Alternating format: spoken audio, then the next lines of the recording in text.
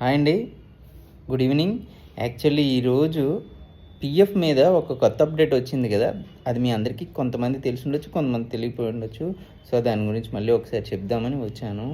ఏం లేదు, actually EPFO మీద లేటెస్ట్ అప్డేట్ ఏంటంటే 2025లో కొన్ని మార్పులు తీసుకురాబోతుంది. అందులో ఈ కాన్సెప్ట్ పేరు వచ్చేసరికి ఈపీఎఫ్ఓ 3.0.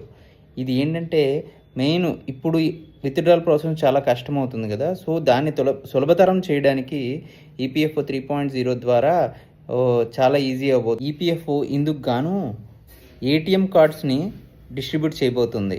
సో మనకి ఇప్పుడు డెబిట్ కార్డ్స్, క్రెడిట్ కార్డ్స్ ఎలా ఉన్నాయో ఆ కార్డు వలె వాళ్ళు ఒక కార్డ్స్ని లాంచ్ చేయబోతున్నారు. ఆ కార్డ్స్ని ఈచ్ అండ్ ఎవ్రీ ఎంప్లాయీకి డిస్ట్రిబ్యూట్ అయ్యేలా ఎంప్లాయీ ద్వారా ఇస్తారు.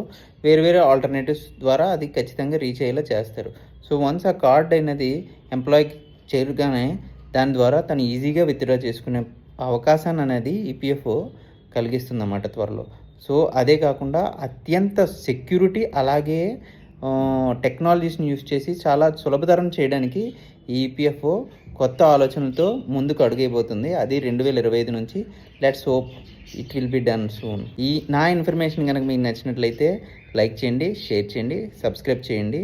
మరింత మందికి ఉపయోగపడేలా ఇంకా ఇన్ఫర్మేషన్ ఇవ్వడానికి ట్రై చేస్తాను. Thank you so much.